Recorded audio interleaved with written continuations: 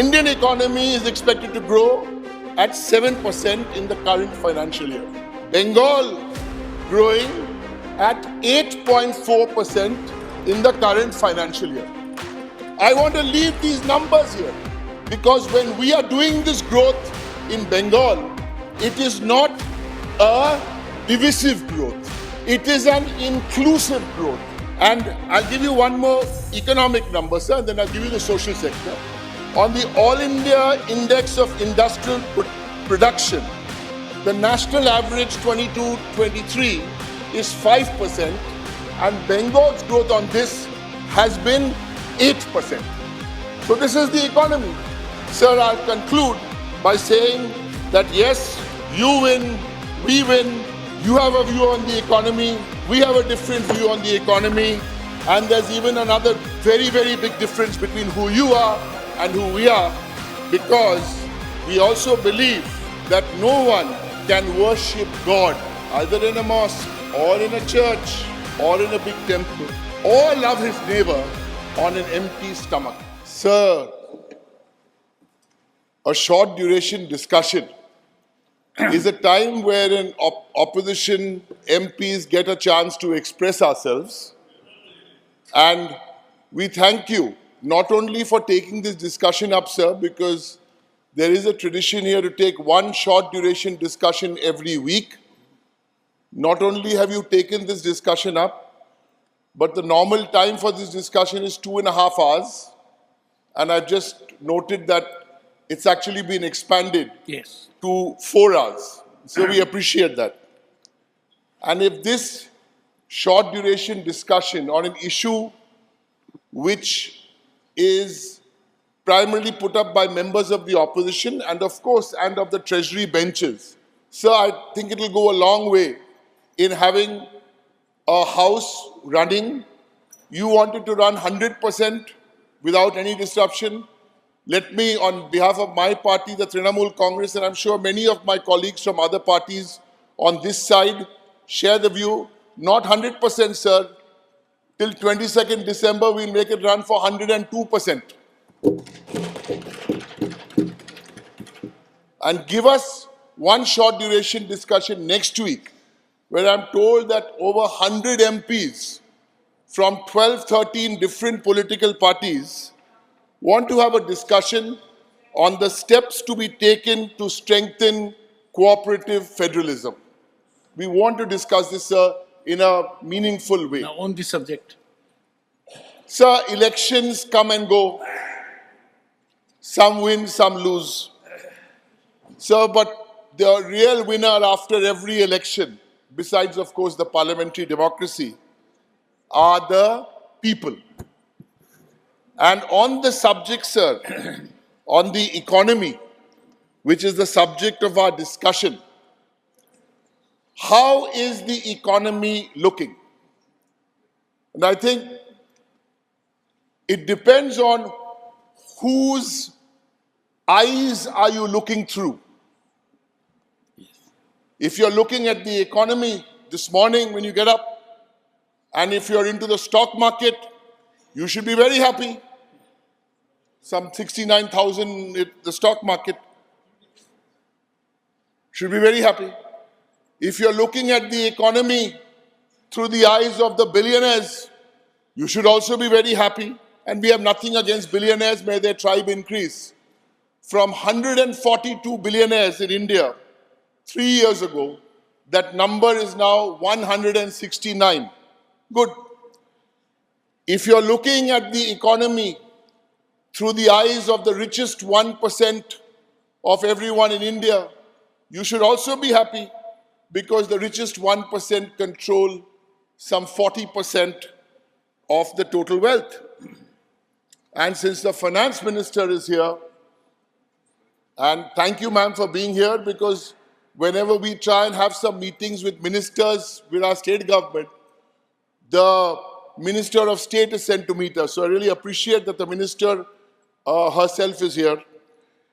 If you're looking at it through the eyes of the finance minister, you should also have not a bad Tuesday afternoon, thinking that the GDP is growing projected to grow at, or had 7.6% in the second quarter. Sir, but if you look at the economy through the eyes of any family anywhere in the country, what will those eyes looking at the economy tell you, sir?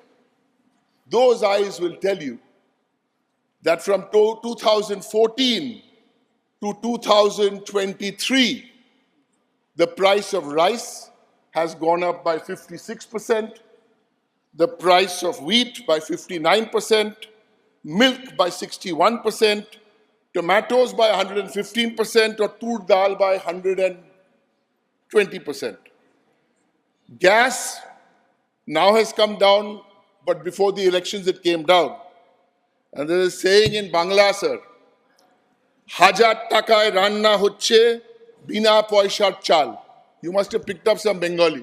Hajar takai ranna hocche bina poishar chal. In other words, the Prime Minister is giving you the gas, which is 1,000 rupees. The rice is free, but the gas is 1,000 rupees. Sir, if you look at this economy, and this is somebody I actually met, her name is Nupur Hati. She's from Hooghly district. Nupur Hati clutches on to her laminated job card because she hasn't received her Manrega wages.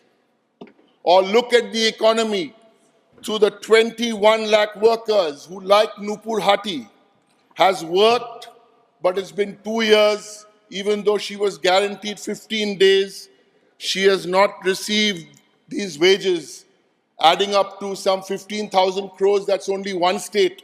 If you take all states, the number will be more. Or if you look at this economy through the eyes of any young man or young woman, and the economy, and he or she will tell you that 25% of youth unemployment. So through you, sir, I ask this government, has this wealth which has been created, has it been passed on equitably? Has it been passed on equally? And that's the point today, sir, of what we are discussing. Yes, you have your moments, give us all the numbers, but has it gone to the bottom of the pyramid? And that's the single point today, sir, of what I am trying to say. And tell us, Madam Finance Minister, rural inflation higher than urban inflation for the first time in 6 years. And this is not election rhetoric. These are hard numbers. Household savings depleting. It is at a 50-year low in 22-23. Farmer welfare. We have to ask ourselves, why are 150 farmers committing suicide every day? Sir, yes, let the stock market go up, let the billionaires go up, sir, but spare a thought, or more than a thought, for the marginalized, for the vulnerable. India has the world's highest number of poor people at 23 crores. This is what this debate on the economy should be about. The bottom 50% of our population possess only 3% of the wealth. Sir, and on a Tuesday afternoon in this plush-looking glitzy building, we must remind ourselves why 3 out of 4 Indians cannot afford a healthy, balanced diet. Or, worse still, why 2 out of 3 children in India under the age of 5 die of hunger. Sir, this is not the time to talk about what happened 70 years ago and what happened 60 years ago.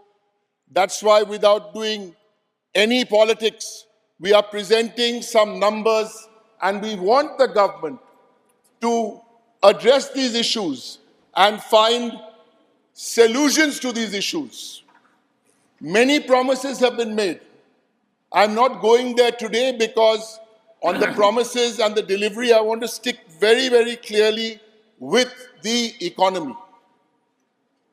Sir, the point which I make on this last... But I'll give you more time. Thank you, sir. Continue. Time allotted was I've got 12 3 minutes. minutes. They told me 12, so I don't know. No, 12 is there. 12. 12 is over. But continue. So while on the subject, nothing to do with this, you know, it's difficult for us to see the time because the timers are behind us. I'd request you to... You had made a suggestion, we are doing something about it. Thank you, sir. Sir, then let me conclude. Because we have to look at the priorities of this government. I started off my story with elections. Who wins? You win. Yes, BJP, you win elections. It's another matter when you fight us, you don't win elections, we win elections. So let's compare equals. You win, we win. You have an outlook on the economy. Mamata Banerjee's Trinamool Congress has an outlook on the economy. What's the difference in the outlook? So 1, 2, and 3 points. Indian economy is expected to grow at 7% in the current financial year. Bengal growing at 8.4% in the current financial year. I want to leave these numbers here because when we are doing this growth in Bengal, it is not a divisive growth. It is an inclusive growth. Everybody has taken along. And so let me just finish, then you can share. I'm just in the middle of a thought. It is because you had a good governor for 3 years. Go ahead. Yes, sir. Let me confirm, sir, that's the only reason all this happened.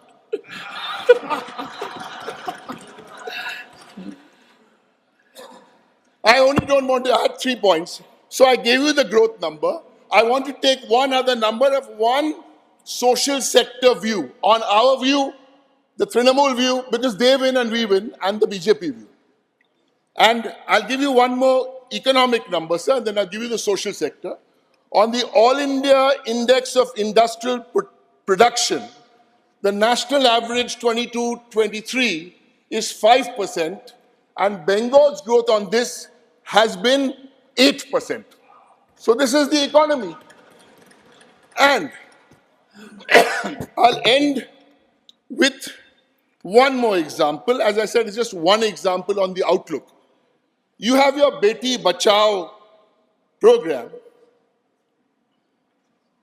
And in the outreach for that program, about 80% of your budget for the program is for publicity and advertising. My question is, will this government and the answer tell us how many women's lives were actually touched by this program? In Bengal, which the United Nations acknowledged, we have a program called Kanyashree. If you ask me how many lives were touched, I will give you an exact number. 78 lakh women benefited. Sir, I'll conclude by saying that yes, you win, we win.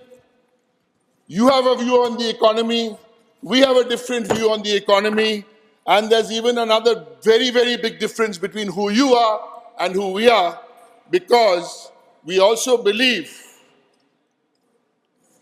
that no one can worship God either in a mosque or in a church or in a big temple, or love his neighbor on an empty stomach. Thank you, sir.